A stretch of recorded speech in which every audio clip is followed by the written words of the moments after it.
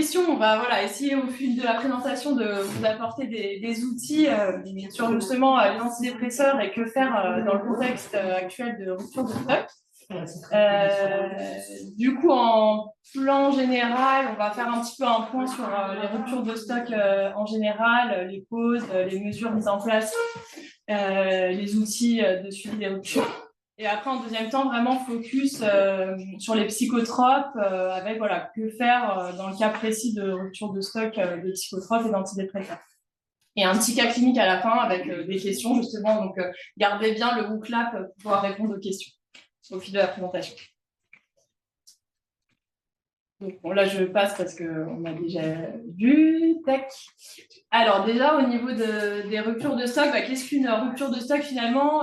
Il y a plusieurs niveaux. Au niveau du laboratoire, en fait, une rupture de stock, c'est décrit par le Code de la santé publique comme l'impossibilité pour un laboratoire de fabriquer ou d'exploiter un médicament ou un vaccin. Donc, c'est vraiment, il n'a plus possibilité il n'a plus de chaîne de fabrication pour pouvoir avoir ce médicament. Au niveau des officines ou des pharmacies à usage intérieur, on parle plutôt de rupture d'approvisionnement d'un médicament et c'est défini comme une incapacité pour une pharmacie à dispenser un médicament à un patient dans un délai de 72 heures. Donc, voilà, il y a aussi cette notion de délai pour les ruptures d'approvisionnement, sachant qu'on a toujours, bien sûr, aussi des stocks de sécurité qui sont en place au niveau des pharmacies. Au niveau des causes, il y a plein de causes qui peuvent être répertoriées sur les ruptures de stock. Parfois, on ne sait pas toujours exactement quelle est la cause de tel médicament, mais les causes les plus souvent retrouvées, ça va être déjà une augmentation des demandes au niveau global. Ensuite, ça peut être des nouvelles recommandations prises en charge ou des molécules qui se mettent à être beaucoup prescrites. Du coup, les laboratoires n'arrivent pas toujours à suivre. Ça peut être aussi la stratégie parfois des labos qui vont délocaliser le site de production dans un autre pays ou qui ont un site de production unique qui font que s'il y a un site défaillant, du coup, toute la chaîne est impactée. Ça peut être aussi très bien un défaut qualité en fait au niveau de la chaîne de production où il y a un problème à un niveau ou alors une non-conformité aux bonnes pratiques de fabrication qui sont vraiment les pratiques que doivent respecter tous les laboratoires pour avoir un médicament de qualité. Donc si ça passe pas au contrôle qualité, on ne peut pas libérer le médicament et le mettre à disposition. Ça peut être aussi un défaut d'approvisionnement de matières premières qui peut arriver, donc la molécule initiale, alors que le reste est disponible. Ou même, ça peut être parfois un article de conditionnement, par exemple une seringue, c'était arrivé justement pour le Zipa d'érable, et il manquait les aiguilles, il me semble. Du coup, ça peut amener aussi à une rupture de stock du médicament. Le fait aussi que ce soit un marché qui repose sur un nombre limité de laboratoires ou parfois un laboratoire unique. Je pense par exemple au lithium où il n'y a pas de générique, il y a un seul labo, forcément s'il y a une défaillance, du coup, ça va amener à une rupture de stock plus rapidement. Des contraintes économiques et des décisions stratégiques aussi dans les sphères thérapeutiques qui sont pas, où il n'y a pas beaucoup de patients ou sinon c'est des médicaments qui ont des prix pas très attractifs pour les labos, il va pouvoir... C'est pas forcément ça qu'ils vont prioriser ou un tel prix selon les prix aussi négociés en fonction des pays. Et également, après, on peut avoir des ruptures de stock en cascade en raison de report de prescription. Typiquement, la sertraline, on va reporter sur d'autres antidépresseurs qui eux-mêmes peuvent se retrouver aussi en rupture. Voilà. C'est la dérive. C'est ça. Donc, juste pour vous montrer aussi que c'est quand même une accélération récente, comme vous avez pu le constater, parce qu'en 2010, on était à 89 signalements de rupture de stock, et vous voyez là sur la courbe que vraiment c'est exponentiel. Ça a commencé à s'accélérer vraiment 2021-2023, avec vraiment des tensions de production de médicaments d'intérêt thérapeutique majeur, avec un pic à l'hiver 2022, où là, il y avait 800 médicaments qui étaient en rupture de stock en même temps. Donc, 8% du total des spécialités ayant un intérêt thérapeutique majeur.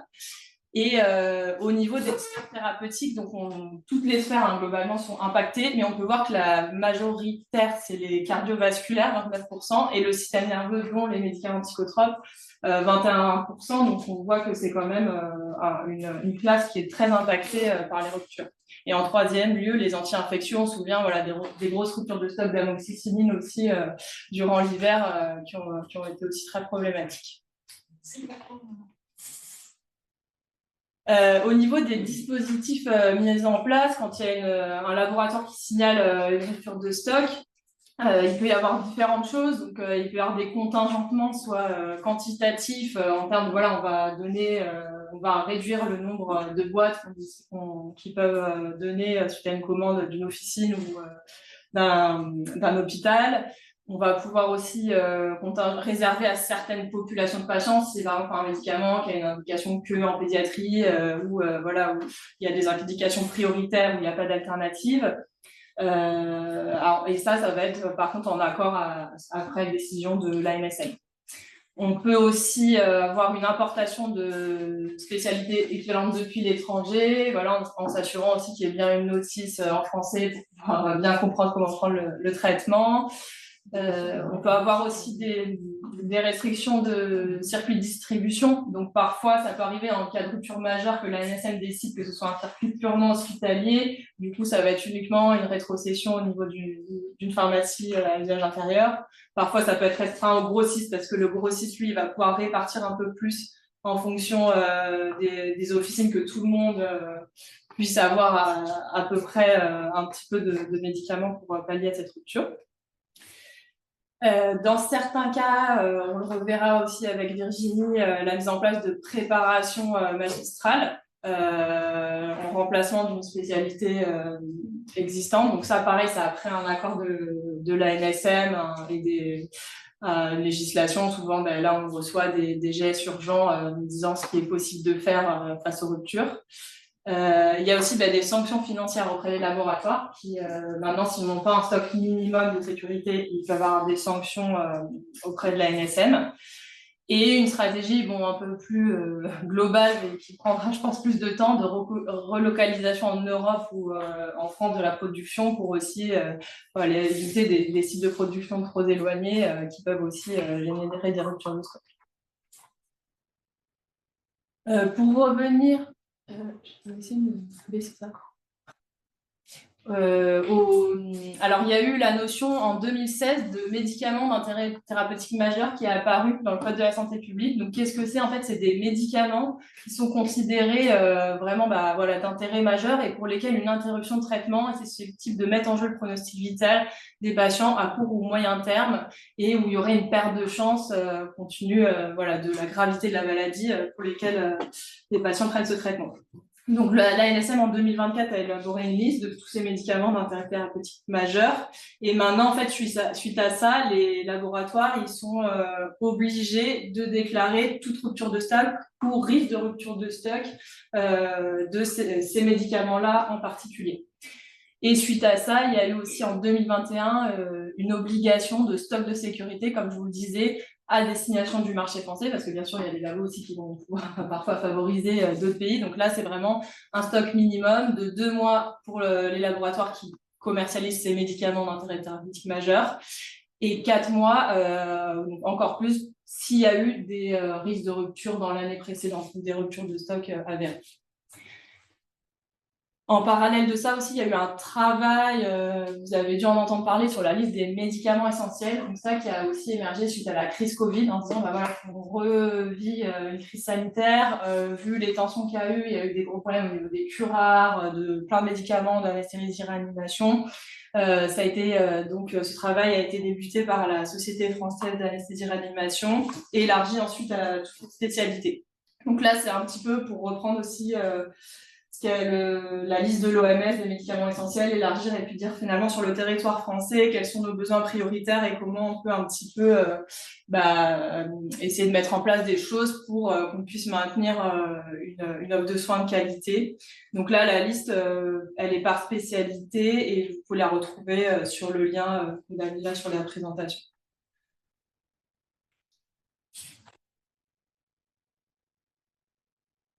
Donc, sur les outils de suivi des ruptures de stock, il y a déjà des outils qui ont été cités dans le WCLAF. Donc, l'ANSM, bien sûr, ça c'est un site de référence qui suit vraiment toutes les ruptures de stock puisque les laboratoires sont obligés de les déclarer. Donc, je vous ai mis des liens, là on peut aller voir, puis rechercher un médicament où il y a un listing en fait de tous les médicaments avec la date de rupture et puis quand on l'a, la date de remise à disposition. Et il y a aussi pour l'hiver et les antibiotiques, il y a un portail spécifique sur le plan hivernal avec aussi des disponibilités des antibiotiques de la campagne hivernale. Donc, c'est intéressant aussi de s'y connecter régulièrement pour suivre ça. Donc, comme le disait Dr Marc, le site Quelle Pharmacie, qui est un site d'accès libre, où on peut aussi en parler aux patients, dire de regarder, on peut taper un médicament et ça nous dit quelle pharmacie a déclaré avoir du stock. Alors, juste à prendre avec des pincettes le site Quelle Pharmacie et Vigirupture que j'ai mis en dessous, parce que c'est pas toujours fiable à 100%. On l'a testé sur, voilà, je sais pas s'il y a des gens qui les ont déjà testés, mais on s'est rendu compte que parfois il y avait des pharmacies qui déclarent du stock et en fait finalement parfois ils parlent des boîtes qui sont réservées pour leurs patients, etc. Donc le protocole c'est quand même d'appeler la pharmacie pour s'assurer qu'ils ont bien en stock avant d'envoyer le patient. Oui, oui, c'est sûr, il y en a. Voilà. Et je me permets de rajouter que du coup, maintenant, les stocks sont cachés. En fait, si vous avez, entre guillemets, un peu de stock en produits un peu sensibles, personne ne voit vos stocks réels, en fait. Donc, tout est masqué, en fait. C'était un système qui fonctionnait avant pour le dépannage et c'était très pratique, mais maintenant, Disons que oui, ça nécessite une transparence à 100%, qui n'est pas toujours suivie par tous. Ça peut être une indication, mais voilà, faut quand même vérifier auprès de la pharmacie. Et le site, donc Vigirupture, c'est plutôt à destination des professionnels de santé, où ça nécessite juste une inscription, mais on peut s'inscrire, qu'on soit médecin, pharmacien, infirmier. Et là, du coup, ça permet d'avoir aussi une carte avec en vert les pharmacies. Donc, par exemple, si on cherche sertraline 50 mg gélule, et avec voilà, la distance en kilomètres, et puis toutes les pharmacies qui sont supposées en avoir. Voilà. Donc actuellement sur les psychotropes, ce qui nous intéresse ici, donc on a différents psychotropes en tension d'approvisionnement. Je pense que vous avez été confronté à la tension de quétiapine, tout dosage, qui est en train de revenir progressivement, mais pas non plus à 100% de sa production. Le méthylphénidate, quelle que soit la spécialité, c'est toujours un petit peu en mouvement, mais là actuellement, voilà, sur le Concerta, c'est générique, le Quasim à libération modifiée, le Medikinet et la Ritaline LP40. Et donc sur les antidépresseurs, la sertraline, la venlafaxine, le lithium en libération prolongée et sur la siamémazine aussi 50 mg injectable. Donc, on voit qu'on est bien concerné sur la psychiatrie, voilà, d'où l'intérêt de quand même bien suivre ces choses-là et de voir quoi faire dans ces cas-là. Alors, je laisse la main à Virginie pour les préparations magistrales. donc je vais vous faire un petit focus sur les préparations qui peuvent être faites en officine. Donc, il y a deux types de préparations. Il y a les préparations officinales, c'est celles qui sont inscrites à la pharmacopée, et les préparations magistrales, c'est quand le médicament est préparé au vu d'une prescription et pour un patient donné. Donc les préparations magistrales, elles sont assez rarement remboursées. C'est plutôt donc ça relève plutôt de l'exception lorsqu'il y a une prise en charge. Pour que la préparation soit remboursée, il faut 4 critères. Il faut qu'il y ait un objectif thérapeutique, il faut qu'il y ait une efficacité thérapeutique. Donc il faut que ce soit une efficacité thérapeutique majeure. Si c'est une efficacité thérapeutique mineure, il n'y a pas de prise en charge. Ce serait par exemple le cas d'une préparation à base de plantes ou d'extraits. Il faut une absence de spécialité ou de produit équivalent remboursé. Ce qui veut dire que dès qu'on a une spécialité pharmaceutique qui est commercialisée, il n'y a pas de prise en charge pour une préparation équivalente.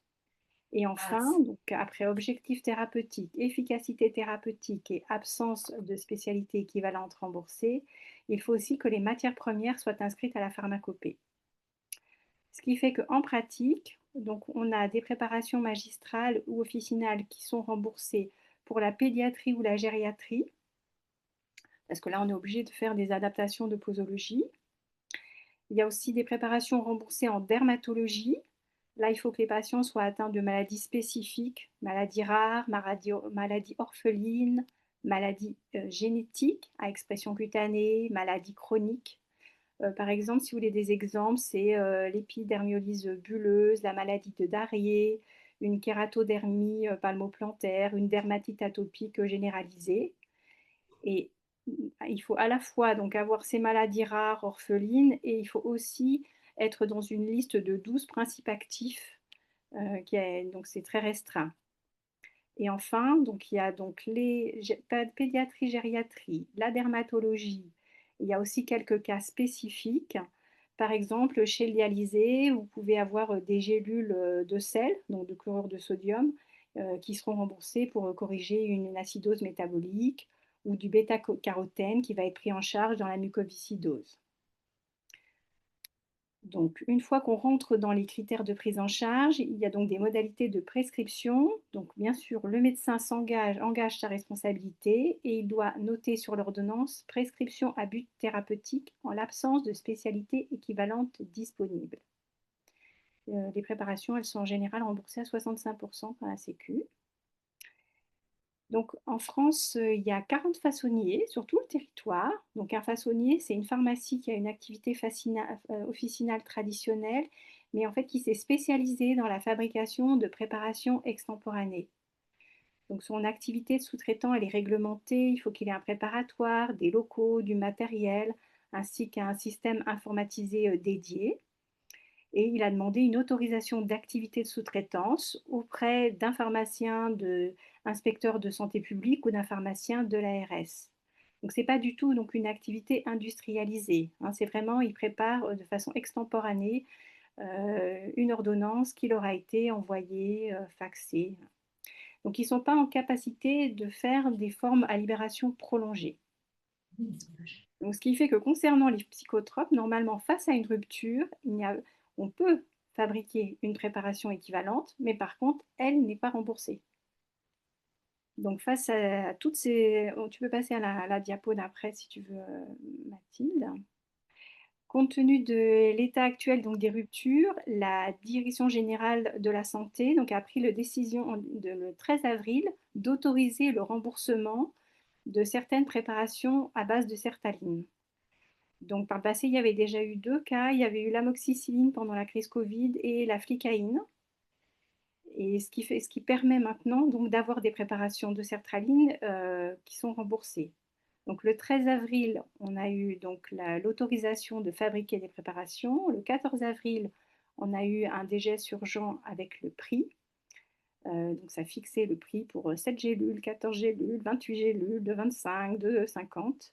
Et par contre, le lendemain ou le surlendemain, on a reçu donc un mail de nos façonniers. Donc, ils ont 2 syndicats et donc ils nous ont tous envoyé un mail comme quoi ils suspendaient la production des préparations à base de sertaline et ça pour des raisons financières. Du coup, on n'est plus du tout en capacité de vous proposer de la sertraline comme solution en préparation magistrale. Et je vais donc repasser la parole à Mathilde qui va essayer de vous proposer d'autres solutions et elle va donc vous parler des switches qu'on pourrait proposer sur les antidépresseurs qui sont actuellement en rupture. Merci Virginie. Donc voilà, pour les principes généraux des switches d'antidépresseurs, c'est vrai qu'on s'était dit que c'était intéressant de pouvoir apporter différentes solutions.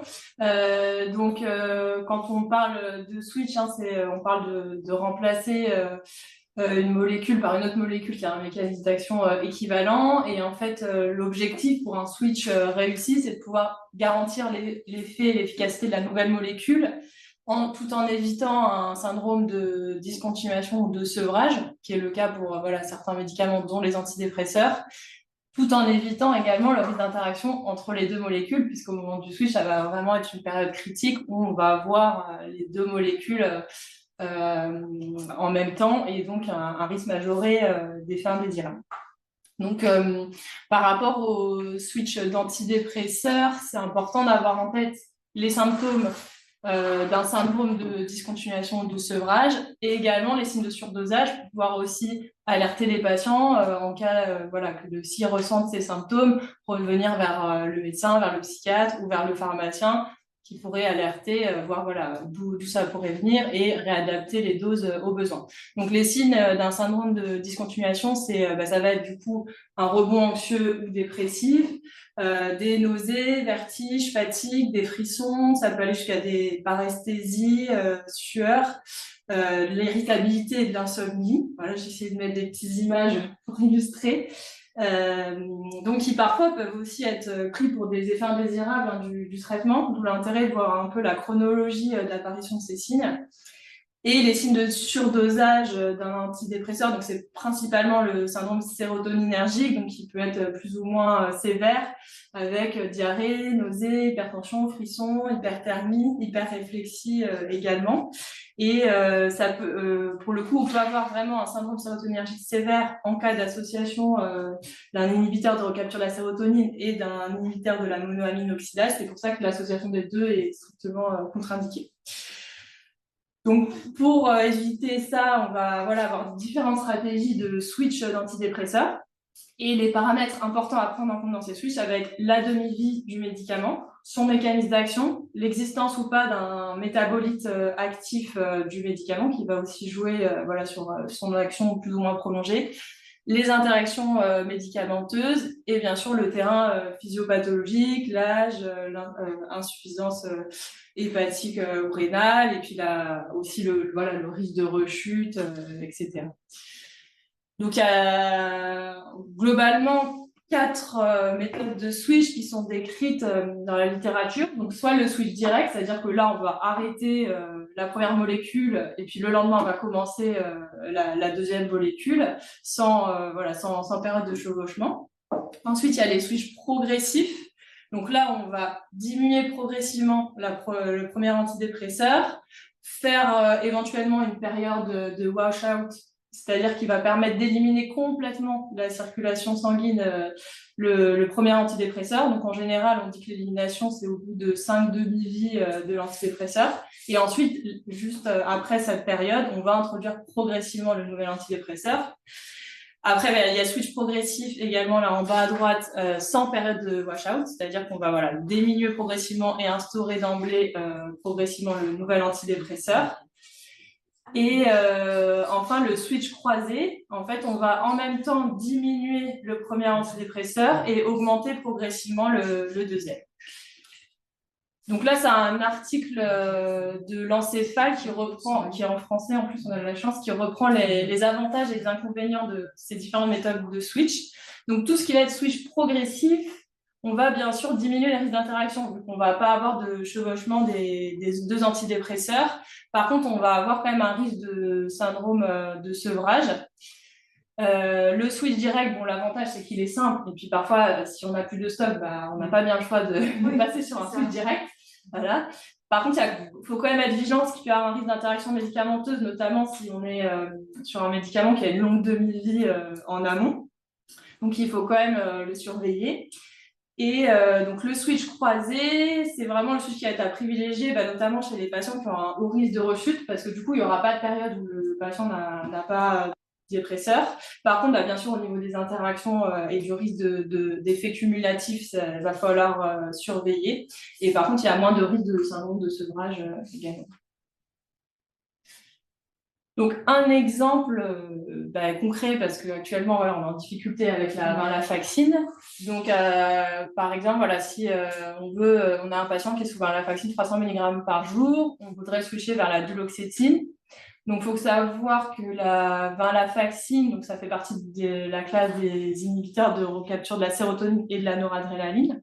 Mais en fait, elle a un effet sérotoninergique à petite dose et l'effet noradrénergique est à forte dose, au-dessus de 225 mg par jour. Et pour la duloxétine, c'est pareil, mais c'est à partir de 90 mg par jour qu'on a l'effet noradrénergique. On est sur 2 médicaments qui ont plutôt des demi-vies courtes. Et la venlafaxine, elle a aussi un métabolite qui a une action antidépressive. Donc là, dans ce cas concret, comme on est sur 2 médicaments qui ont vraiment le même mécanisme d'action, qui sont de la même classe thérapeutique, et qui en plus, on est sur des demi-cours, donc qui vont rapidement s'éliminer et rapidement également être actifs, on va pouvoir se permettre de faire un switch direct avec arrêter la venlafaxine, introduire la duloxétine à 60 mg le lendemain, puis augmenter à 90 mg les jours suivants pour conserver cet effet noradrénergique. On peut également, si c'est possible au niveau de nos stocks, proposer un switch croisé sur 1 à 4 semaines, voilà, en fonction des possibilités, avec une diminution progressive de la venlafaxine et une instauration progressive de la duloxétine. Donc là, comme on est, voilà, après, il faut essayer de voir quel palier faire selon la dose où on était sur 300, donc on peut déjà faire un palier à 225, introduire en même temps la duloxétine à 30 mg par jour sur 1 semaine, par exemple. Là, c'est un exemple, hein, c'est dans le cas idéal. On n'est pas obligé de faire toujours forcément ça. Alors, 2e semaine, diminuer à venlafaxine 150 mg par jour, plus du duloxétine 60 mg par jour. Donc, bien sûr, il faut faire avec aussi des présentations qu'on a, hein, parce que là, en plus, on est sur des gélules qu'on ne peut pas ouvrir, on ne peut pas faire de demi-dose. Donc, voilà, il faut adapter les paliers à la galénique. Ensuite, la 3e semaine, 75 mg par jour, plus la duloxétine à 90 mg par jour. Et enfin, 4e semaine, on va arrêter la venlafaxine et continuer la duloxétine. On voit pas très bien. Voilà, donc là, c'est pour vous donner un peu un exemple des différents switches possibles selon les antidépresseurs. On a des outils aussi qui sont utiles en pratique. Je ne sais pas, les psychiatres, si vous utilisez ces outils. Le style, ouais. Oui, c'est vrai qu'en ouvrage, il y a le Mosley, mais c'est vrai que j'ai oublié de mettre. Il y a le STAL aussi, c'est des ouvrages de psychiatrie. Et le Mosley, il est mieux, mais c'est pareil. Il y en a un qui est spécifique pour les switches et la déprescription. Ah, bah c'est bien ça. Et le Mosley, il fait aussi des switches. Le STAL, il fait. Il donne des conseils, oui, mais c'est plus fou, quoi. C'est plus généraliste. D'accord. Ils disent pas forcément. Ils donnent des petits. Enfin, sur la version anglaise, en tout cas, complète, parce qu'il y a la version. C'est les versions éditées qui sont simplifiées. Moi, j'avais téléchargé la version en anglais, quoi. Okay. Et là, tu as quand même des conseils précis. Voilà, okay. Après, j'ai les trucs de prescription, c'est les conseils en prescription là, sous forme de fiches aussi. Mais le Mosley, on fait forcément des switches, mais même quand on n'a plus de. C'est pas question forcément de. On n'a plus un médicament. Oui, bien sûr, là, c'est ce qu'on en fait quand ça marche pas, on fait un switch. Le vrai problème de ce switch, c'est que les patients vont bien, et qu'on est quand même obligé de les switcher. L'habitude de notre vie, ça switch, ça marche pas, on switch, on se dit, si le médecin, si le patient va pas très bien, ça non plus n'est pas très bien, mais si le patient ne va pas très bien, c'est pas trop grave, parce que de toute façon, il va pas bien, on est obligé de faire quelque chose. Là, on est dans une position assez singulière où le patient va bien, il est stabilisé, et on va switcher. Avec un risque forcément qui décompense. Avec un risque qui décompense. Et c'est là où c'est problématique. Il y en a qui est mieux que les autres dans le site.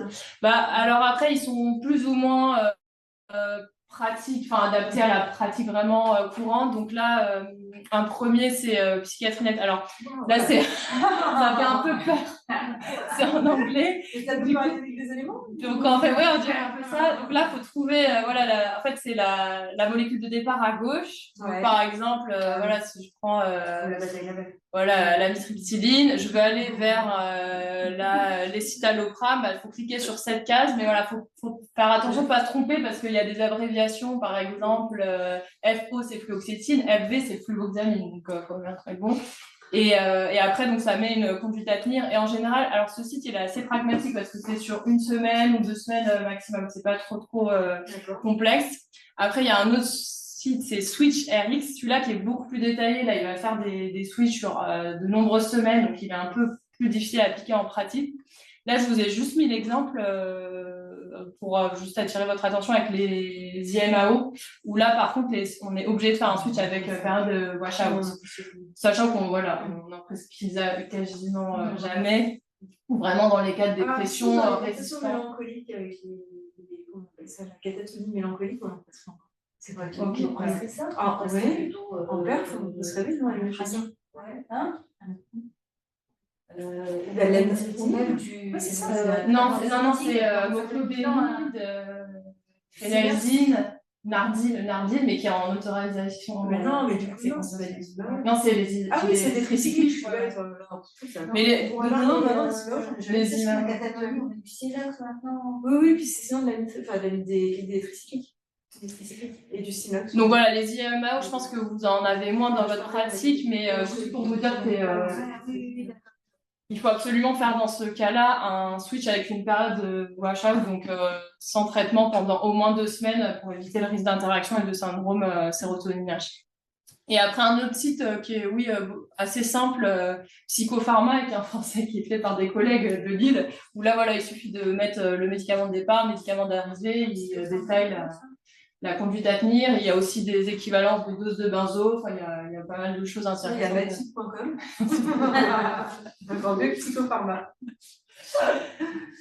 Juste un petit point quand même sur la surveillance clinique et biologique des ISRS, IRSNA, parce que c'est vrai qu'on ne pense pas forcément toujours, notamment chez le sujet âgé, la natrémie, avec le risque d'hyponatrémie et parfois de syndrome de sécrétion inappropriée de l'ADH, l'hormone antibiotique. Donc, il peut faire des signes type polyuropolydipsie, et pour le coup, là, qui nécessite l'arrêt de cette classe d'antidépresseurs. Le bilan hépatique également, parce qu'on peut avoir là des cytolyses, notamment avec la duloxétine. Donc, attention pour les switches venlafaxine vers duloxétine, bien penser à faire un bilan hépatique. Parce qu'il y a eu des cas bien décrits de toxicité hépatique. Et sur le versant clinique, donc surtout tension artérielle, fréquence cardiaque pour les IRSNA, parce que voilà, il y a ce côté noradrénergique avec risque de la tachycardie, hypertension artérielle. Le CG, bien sûr, avec le QT, sur lequel on est toujours vigilant de toute façon en psychiatrie. La prise de poids aussi, on va avoir quand même un T0 et puis régulièrement, et le risque suicidaire quand on instaure pour le coup un antidépresseur, surtout chez l'adolescent et le jeune adulte. Un petit focus rapidement sur l'arrêt des antidépresseurs, parce que c'est vrai qu'on en a discuté avec Virginie. Je pense que ça pourrait, l'arrêt en général, un des psychotropes, ça pourrait faire l'objet d'un autre jeudi psy. Juste pour vous dire que voilà, c'est très fréquent d'avoir des échecs d'arrêt d'antidépresseurs, principalement à cause de syndrome de sevrage. Le syndrome de sevrage, les facteurs de risque, ça va être un antidépresseur qui a une demi-vie courte, comme la paroxétine ou la venlafaxine. On va très vite ne plus avoir de médicaments dans le sang et donc avoir les signes de sevrage. Les antécédents d'un précédent syndrome de sevrage, la non-observance aussi, ou parfois des drug holidays où le week-end on prend plus son traitement, voilà. Des échecs précédents d'arrêt et les utilisations aussi de forte posologie plus que les posologies habituelles. Donc là, il y a plein d'outils aussi sur les arrêts d'antidépresseurs. Finalement, quand on dit arrêt progressif, c'est vrai qu'on ne sait jamais, 1 semaine, 2 semaines, 1 mois, 3 mois, c'est toujours difficile à dire. Les études ont montré quand même que moins de 14 jours, ça, on ne peut pas considérer que ce soit progressif. Donc, il faut vraiment ne pas hésiter quand c'est possible à le faire sur des arrêts, des durées très longues, parce qu'en fait, on s'est rendu compte que le rapport en concentration plasmatique de l'antidépresseur et le taux d'occupation au niveau des transporteurs de la sérotonine, ça a une courbe hyperbolique. Donc, il faut vraiment, plus on est sur des petites doses, plus il va falloir descendre progressivement. Donc, on peut descendre un peu plus vite au début, mais plus on est sur la fin, il faut aller sur des toutes petites doses. Donc, il y a même des Néerlandais. Comment ? Au niveau de la galénie, c'est... Voilà, alors tout à fait. Enfin, grignoter comprimé à la fin. Alors, quand on a une solution buvable, c'est top. Par contre, c'est vrai qu'on a peu de solutions buvables sur les antidépresseurs. Il y a des Néerlandais qui avaient fait pas mal d'études là-dessus, qui proposaient justement des préparations magistrales où en fait le patient avait un rouleau avec les doses à prendre chaque jour, où ça diminuait vraiment de 20, 15, 12,5, 10, voilà, chaque semaine. Et ça fonctionnait bien pour des arrêts complets d'antidépresseurs, mais c'est vrai qu'on a encore, je pense, des progrès à faire au niveau guérini, tout ça. Et donc finalement, sur les études, la durée médiane pour pouvoir vraiment arrêter l'antidépresseur, c'était 56 jours de décroissance. Donc c'est vrai qu'on est sur des durées quand même assez longues. On vous a mis des liens aussi pour des petites lignes directrices sur l'arrêt de ces traitements. Donc maintenant, on va passer au cas clinique. Est-ce que le WhoClap il est toujours actif? Alors, le WhoClap actif, je vais reprendre la main. Donc là, c'est un patient qui se présente dans votre officine avec l'ordonnance suivante. Je vais vous la montrer juste après. Il n'a plus de gélules de sertraline et le pharmacien en stock n'a plus que 7 gélules de 25 mg. Les antécédents du patient, donc au niveau psychiatrique, un épisode dépressif caractérisé, une schizophrénie, somatique, donc une obésité avec un IMC à 46, en addictose. Je ne sais pas si tu suis. Addicto, donc tabagisme actif, 30 cigarettes par jour, et il est traité par sertraline depuis novembre 2024, et il n'a pas eu d'autres lignes de traitement pour le moment. C'est peut-être le moment d'arrêter. Ouais. Alors effectivement là, dans ce cas-là, surtout au vu de la posologie c'est vrai qu'il a on a voulu prendre un cas concret, là c'est vrai qu'il a une petite posologie 25 mg. La question qu'il faut se poser de réévaluer aussi l'indication. Donc voilà, donc sur son ordonnance, il y a zopiclone, 7,5, Teralène 4% 30 gouttes au coucher, diazépam, un comprimé 5 mg, un comprimé matin, midi, goûter soir, alloperidol, donc il a 10 mg le soir, tertian, donc la siamémazine 25, un comprimé matin, un comprimé soir, et la sertraline 25, une gélule le matin. Donc, au niveau de WhoClap, quelle molécule de remplacement le pharmacien pourrait-il proposer lorsqu'il appelle le médecin pour remplacer? Parfois, le médecin va-t-il remplacer ça? Ou parfois le médecin, oui, voilà. Voilà. Donc, à vos WhoClap, on vous a mis des propositions et n'hésitez pas. La sertraline. 10, c'est contre-indiqué peut-être. C'est cher. Bon, attends, en même temps, j'ai lu avec attention la présentation. Là, t'as ouais, c'est vrai. Ouais. Non, parce que. Vous avez l'hypertension? Alors, en fait, c'est le il n'y a pas encore de réponse. Non, on patiente.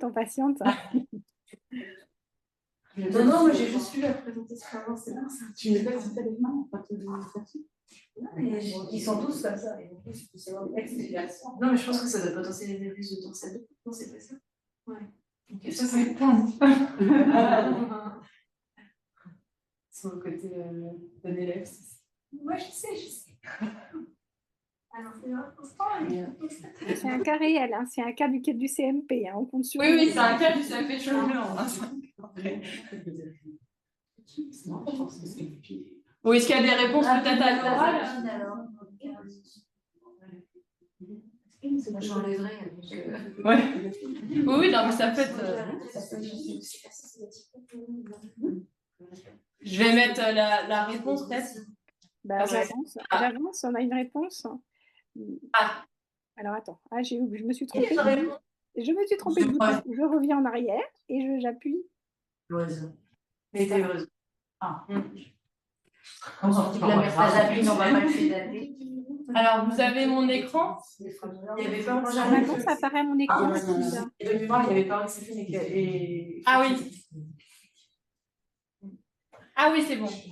Donc, il y a une réponse fluoxétine. Et donc, ah oui, mais t'as les explications? Alors, attends, hop.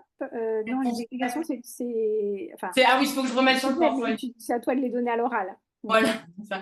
Donc, effectivement, déjà, on va partir sur les molécules de la même classe. Donc, il y a CRS, donc soit paroxétine, citalopram et citalopram fluoxétine. Alors, pourquoi on ne mettrait pas dans ce cas-là citalopram et citalopram? Parce que le patient prend déjà du tertian, de la siamémazine. Et du coup, c'est contre-indiqué, comme le dit en raison du risque d'allongement du QT entre les deux molécules. Voilà. Ouais, parce que c'est un neuroleptique, tout simplement. Comme tous les autres neuroleptiques. Alors, non, en fait, ils ne sont pas tous sur le même lit. Ils ne sont pas tous aussi critiques les uns que les autres. Il y en a qui sont fortement allongeants du QT, d'autres moyennement et d'autres. Donc là, c'est vraiment sur les. Pour les antidépresseurs, tu parles. Oui, non, et pour les antipsychotiques aussi. Oui. Par exemple, avec l'allopéridol, c'est une précaution d'emploi parce que l'allopéridol, il allonge un peu moins le QT que le tertian. Du coup, c'est vrai qu'en fonction de. Là, c'est vraiment contre-indication stricte. Du coup, ça ressort vraiment comme une contre-indication. Et cycloplex, c'est séroplex. Et cycloplex. Voilà, donc après on aurait pu s'il n'y avait pas eu. C'est les dents sommaires du premier, c'est ça. Et il est pour le coup encore plus dangereux sur le plan cardiovasculaire. Ouais.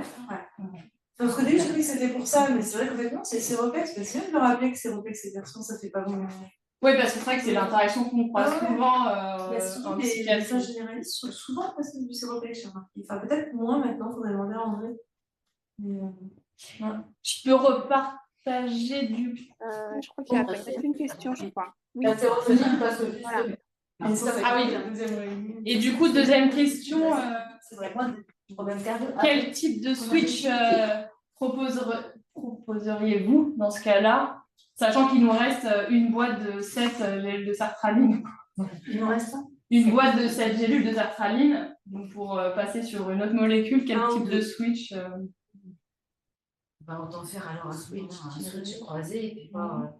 Puisqu'on a 7 switch croisés. On croise. Que ça fonctionne. Déjà, on t'appelle. Une réponse peut-être parce que personne ne répond. Ouais. Si, voilà. Parce que moi, j'ai... Et donc, voilà. Donc effectivement, là, dans ces cas-là, on peut faire soit un switch croisé vu qu'on a encore une semaine de battement, soit un switch direct vu qu'on est sur 2 molécules à mécanisme d'action identiques. Bon, je vais remettre du coup le... Je repasse ta main. Oh, ouais, merci.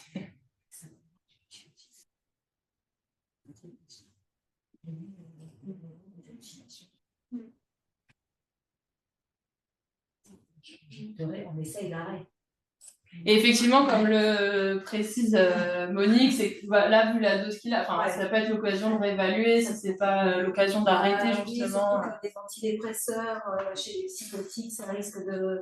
On les met quand on ne peut pas faire autrement parce qu'il y a vraiment un syndrome dépressif qu'il faut traiter, mais sinon, on aurait tendance à les arrêter rapidement pour ne pas augmenter le délire, etc.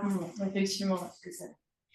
Après, donc aussi, pourquoi la clomipranine était fausse? Parce que effectivement, les tricycliques, comme on le disait, sont beaucoup moins utilisés. Ils sont recommandés qu'en deuxième intention, au vu de leurs effets indésirables, notamment cardiovasculaires. La mirtazapine, pourquoi pas, mais on est sur une autre classe. Les antagonistes alpha-2 adrénergiques, ça peut être intéressant, notamment s'il y a des troubles du sommeil associés. Voilà. Et sur le switch, donc switch croisé, là voilà, on peut faire sertraline 25 et commencer alors soit fluoxétine 10 si vraiment c'est un patient âgé ou patient à risque, ou sinon fluoxétine 20 mg d'emblée ou alors en switch direct. Donc là c'est l'extrait du site Psychiatrinet là qui est quand même assez bien fait avec voilà ils disent comment on fait, on décroît de 50%, on arrête au âge limite et puis après on commencera progressivement la fluoxétine en même temps. Juste un petit focus rapide sur les interactions médicamenteuses parce que là, sur les switches qu'on va faire, paroxétine, fluoxétine, c'est des inhibiteurs enzymatiques, notamment au niveau du cytochrome 2D6 et il y a plusieurs psychotropes qui sont métabolisés par ce cytochrome. Donc attention aussi sur la molécule d'arrivée qui n'est pas une interaction avec le reste du traitement. Notamment ici, avec l'haloperidol est un petit peu métabolisé par le 2D6 également. Donc on peut avoir potentiellement une augmentation des concentrations plasmatiques. Donc là, les outils pour les interactions, donc il y a le Vidal, Teriac, drugs.com aussi qui est un site américain. Et tac.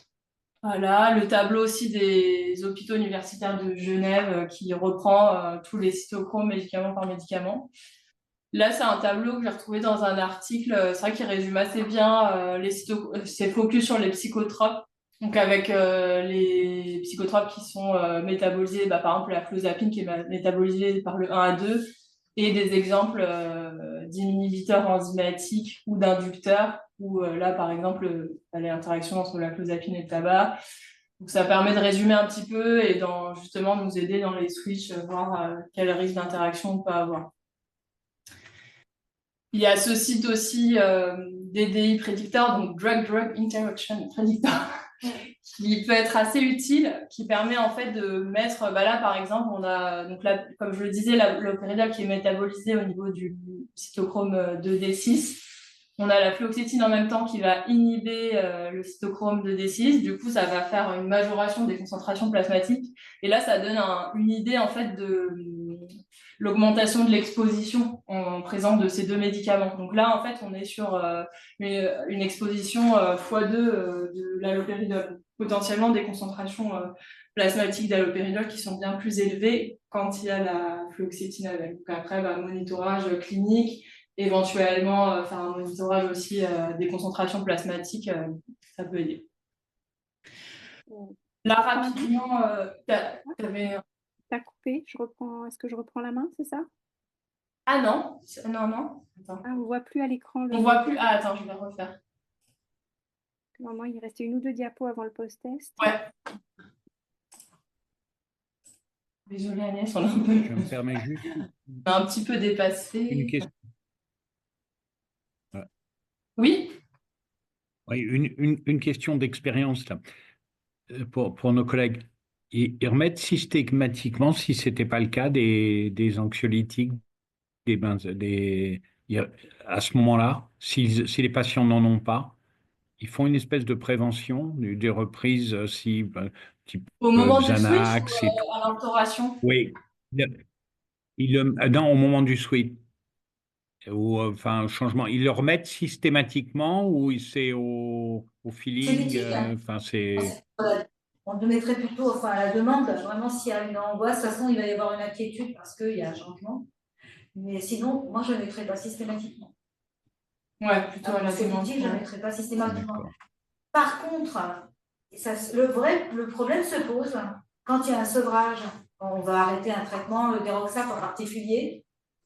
Ça, on est quand même tenté à un moment donné, comme il va y avoir ça nombre de sevrage, même si c'est normal, c'est bien d'arrêter l'antidépresseur parce que la personne n'a plus de dépression, ça fait plus de 6 mois, ou 1 an, ou 18 mois qu'elle a le traitement, il va y avoir quand même des symptômes qui vont faire penser qu'il y a une reprise de la dépression. Et ce n'est pas la dépression, c'est plutôt de l'anxiété. Et à ce moment-là, moi, je prescris de l'anxiolytique à dose filée le temps que ça passe. C'est quoi la question?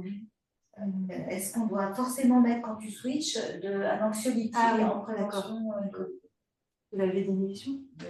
Je sais pas. Pas d'une rechute, d'un rebond. Parce qu'en vrai, pour compléter ce que disait Monique, c'est nous, l'anxiolytique, c'était surtout la prévention de la désinhibition dans les contextes d'idées suicidaires.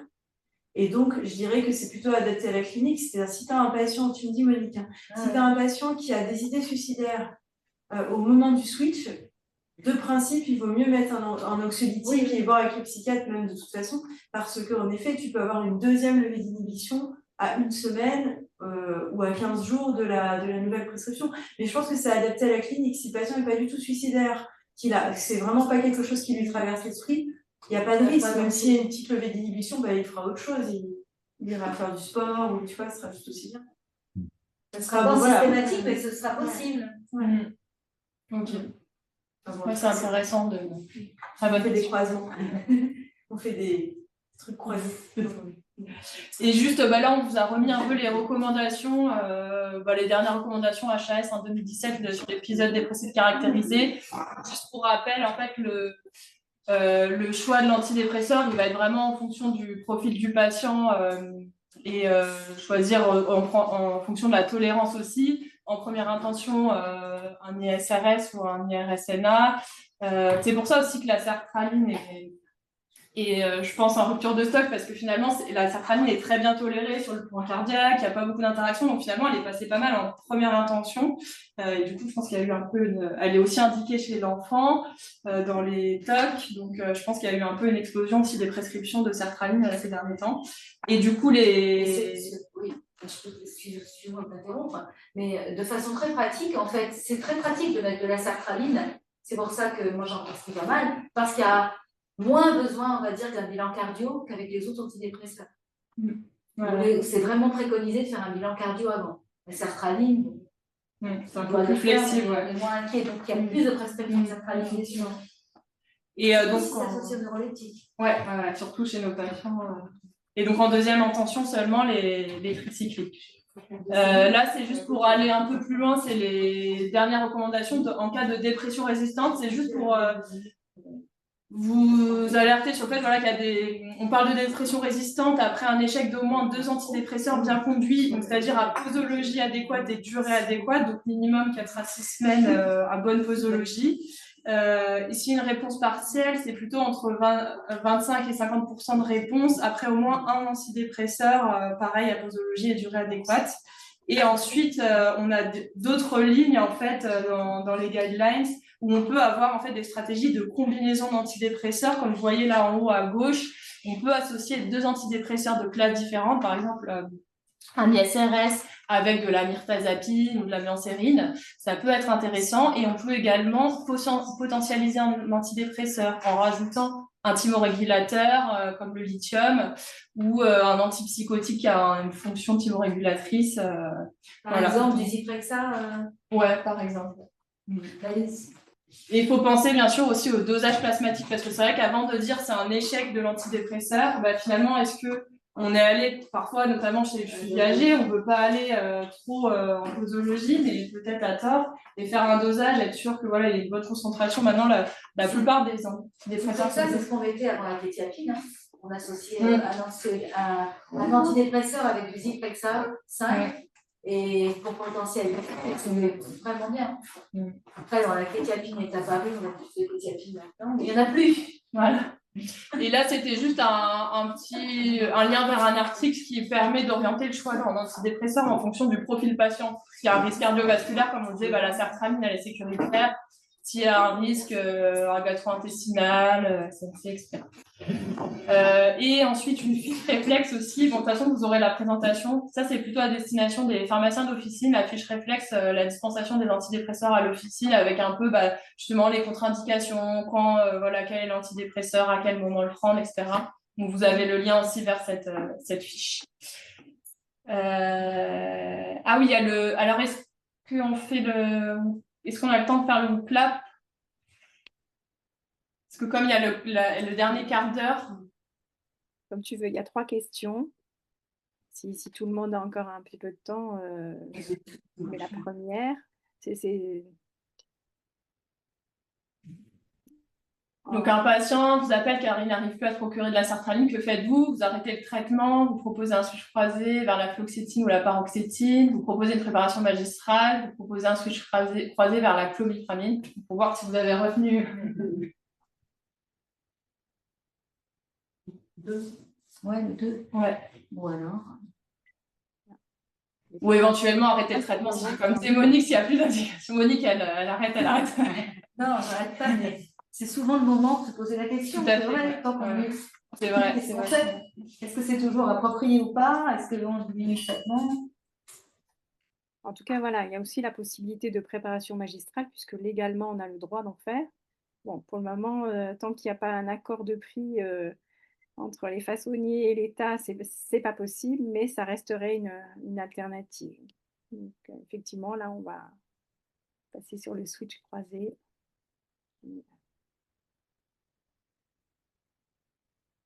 Et donc, dernière question, ou avant-dernière. Quel site ou source d'information utiliseriez-vous pour suivre les ruptures de stock de médicaments?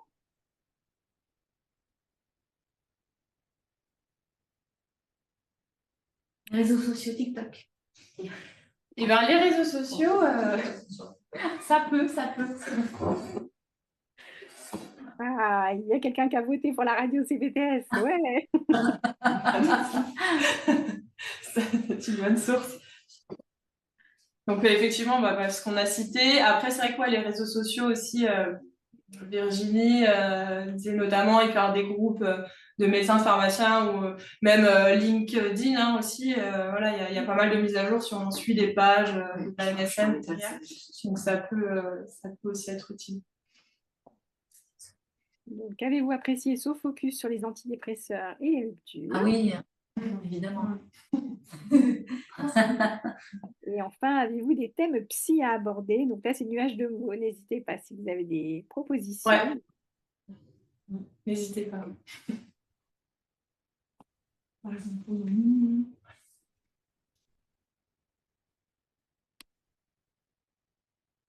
Les propositions orales sont acceptées. La dernière fois, il y avait eu une demande de présentation sur Andy. Oui, mais je sais pas quand, on verra. On verra, ouais, on se calera peut-être après pour la prochaine date. Merci.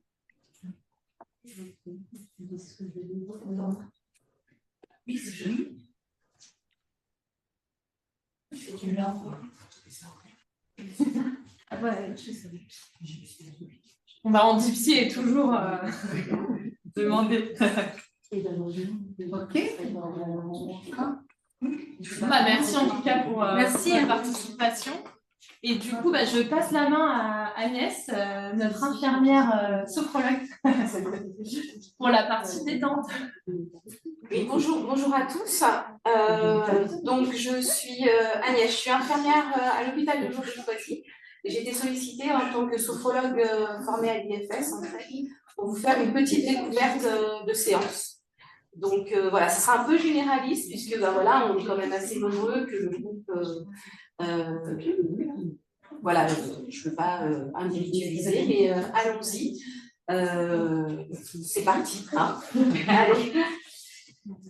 J'espère que vous allez bien m'entendre parce qu'il y a un moment donné où la voix va certainement baisser. Donc, installez-vous confortablement hein, dans votre fauteuil, là où vous êtes. Prenez une position qui vous soit agréable, sans tension. Je vous invite à inspirer par le nez en gonflant le ventre et la poitrine et souffler doucement en les laissant retomber. Et je vous invite à fermer les yeux.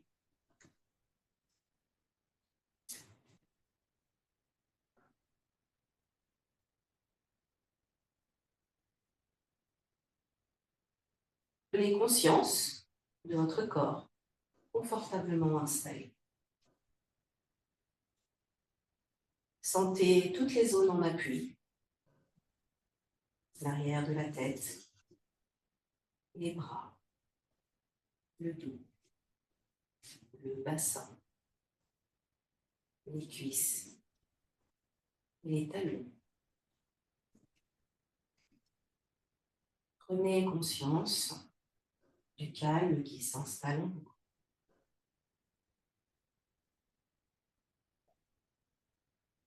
Présent, portez attention à votre tête, votre visage. Sentez votre cuir chevelu se détendre, se relâcher. Relâchez votre front. Sentez toutes les rides d'expression se lisser, s'estomper.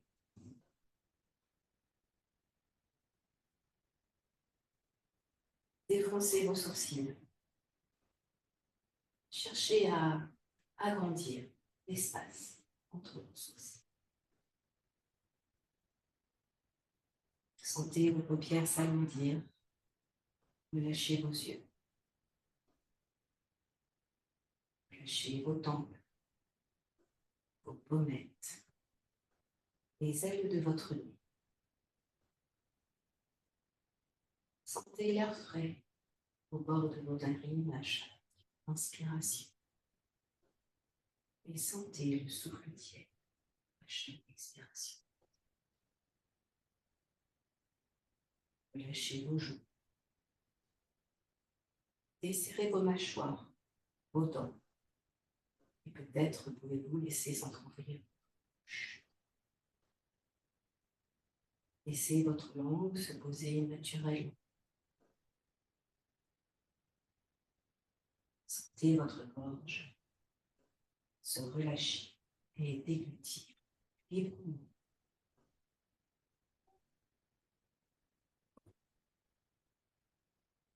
Ayez conscience à présent que votre visage est détendu et relâché. Laissez la détente envahir votre nuque, vos trapèzes, vos épaules. Sentez vos épaules s'abaisser naturellement. Et laissez la détente envahir progressivement vos bras, descendre jusque dans vos avant-bras, poignets, vos mains jusqu'au bout de vos doigts. Prenez conscience de ces membres supérieurs sont détendus et relâchés.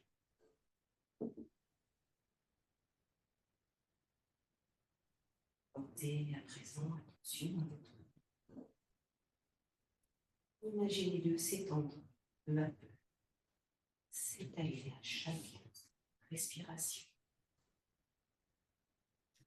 Relâchez tous les muscles de votre colonne vertébrale, du haut jusqu'au bas.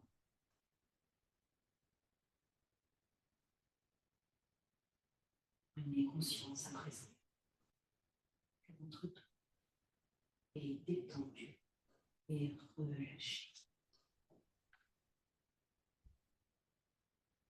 Maintenant, portez attention à votre thorax, votre poitrine.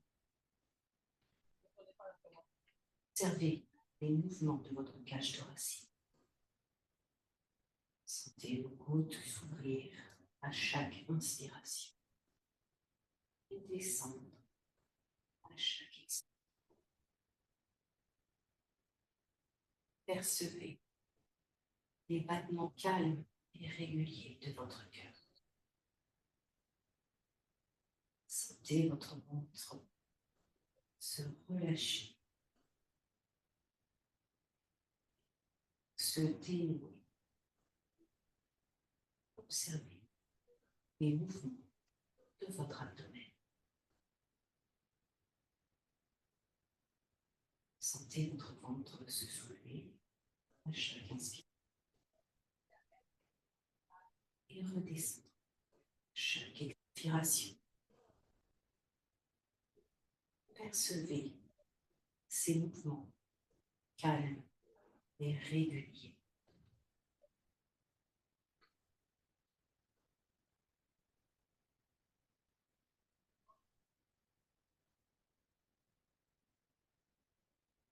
Imaginez maintenant la détente se diffuser dans votre bassin. Imaginez que tous vos organes reprennent leur place. Les hanches, vos muscles fessiers. Prenez conscience à présent que votre buste est détendu et relâché. Laissez la détente envahir progressivement vos jambes. Relâchez les muscles de vos cuisses, vos genoux, vos mollets, vos chevilles, vos pieds jusqu'au bout de vos orteils. Prenez conscience à présent que vos membres inférieurs sont détendus et relâchés.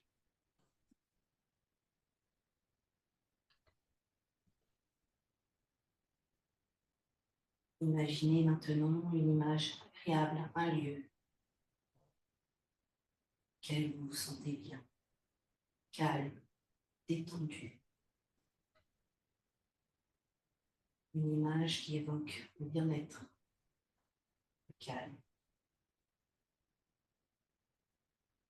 Imaginez les lieux, les couleurs, les personnes qui vous entourent. Prêtez attention au bruit,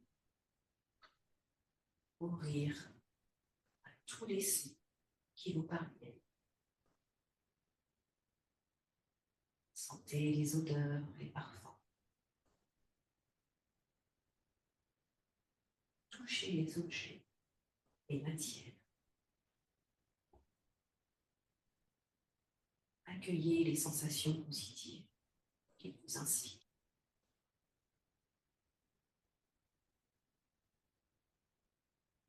Prenez conscience de toutes ces sensations qui amènent pour le calme. Intégrez ces sensations.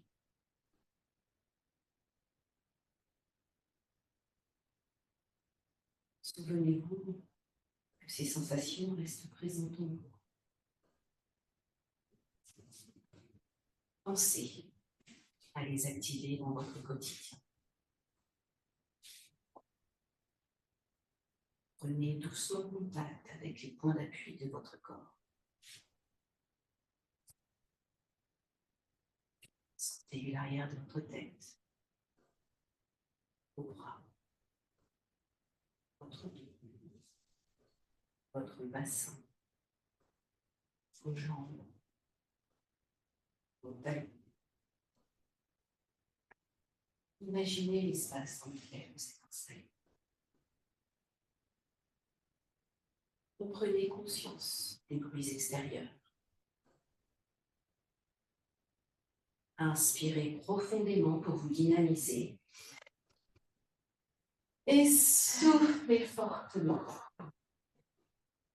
Et reprenez une respiration naturelle. Mobilisez progressivement l'ensemble de votre corps. Le dynamisme. Oui.